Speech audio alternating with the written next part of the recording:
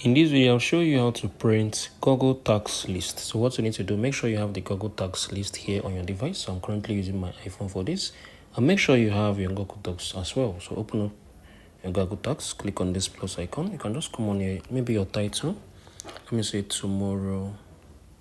So notes you can type in, go to church.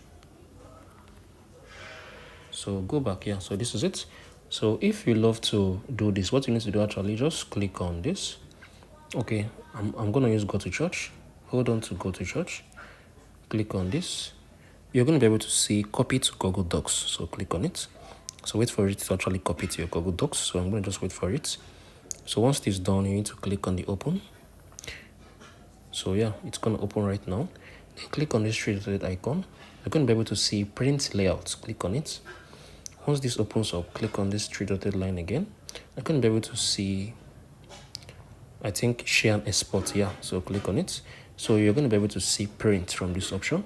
So if you click on the print, you're going to be able to print your Google Tax List. If you found this video helpful, please make sure you subscribe. You can try this out on your PC. It's going to work out perfectly well for you. I'll see you in the next video.